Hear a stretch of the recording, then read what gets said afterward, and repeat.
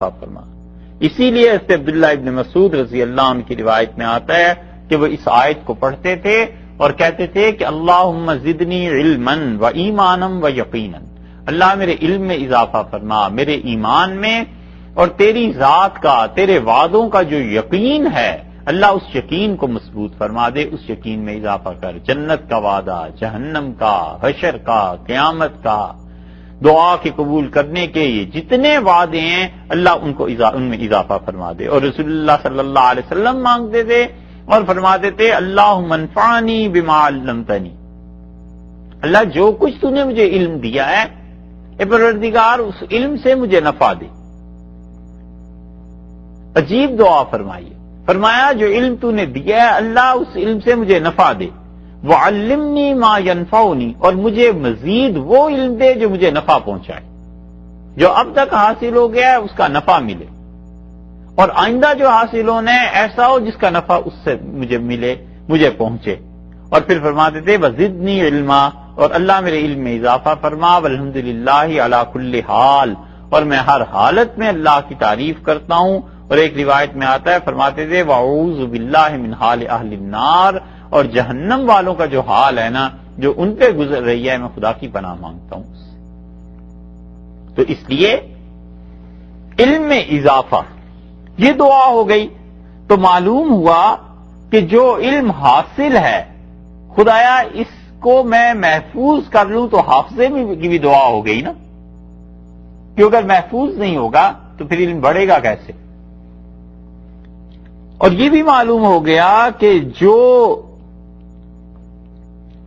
ابھی تک حاصل نہیں ہوا علم وہ بھی آ جائے.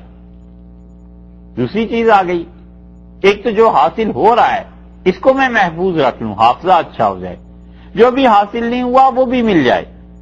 اور پتہ چلا کہ جو نہیں ملنے والا، جو اللہ نے علم نہیں دینا مجھے، اس پہ میری طبیعت کو اطمینان ہو جائے کہ اس میں میرے لیے خیر نہیں ہوگی، جس کے لیے بھی خیر ہوگی میرے لیے خیر نہیں ہے.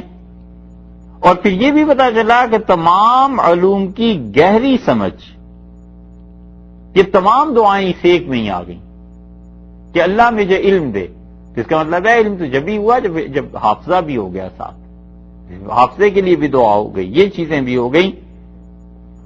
اور قرآنی دعائیں جو ہیں نا یہ ایسی چیزوں کے متعلق ہیں جو آدمی کے اپنے کسب اور اختیار میں نہیں ہوتی. دعاؤں میں فرق ہے، کچھ دعائیں انسان کے اپنے کسب اور اختیار میں ہوتی ہیں اور کچھ کسب اور اختیار میں نہیں ہوتی. جو کسب اور اختیار کی دعا ہے وہ قرآن نے نہیں کہی. مثلا کوئی آدمی اللہ تعالی سے اس زمانے میں یہ مانگتا کہ خدایا مجھے لوہے کا کام سکھا دے، تو قرآن نے ایسی کسی دعا کی تلقین نہیں کی، کیونکہ انسان کے اپنے بس میں ہے جائے اور لوہے کا کام سیے. قرآن نے ایسی دعاؤں کا ذکر کیا ہے جو انسان کے اپنے بس میں نہیں ہے. اسی لیے فقہا کہتے ہیں کہ نماز میں کوئی ایسی دعا مانگنا جو انسان کے اپنے اختیار میں ہے، قبضے اور بس کی بات ہے، اس سے نماز ٹوٹ جائے گی. اور عالمگیری میں اس کی مثال لکھی ہے کہ اگر کوئی یہ کہے درود شریف پڑھنے کے بعد اور سلام پھیرنے سے پہلے کہ اللہ مجھے جنت میں حوریں عنایت فرما، تو اس سے نماز نہیں ٹوٹے گی، اس لیے کہ اس کے بس میں ہی نہیں ہے، قبضے میں ہی نہیں ہے جنت میں جانا.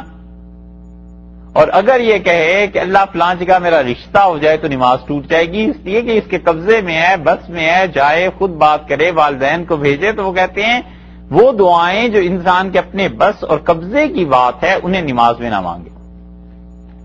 ہم نے آسان بات اس کے لیے رکھی ہوئی ہے، ہم کہتے ہیں تمام وہ دعائیں جو قرآن اور سنت میں آتی ہیں ان میں سے کوئی بھی مانگ لے، بس ٹھیک ہے.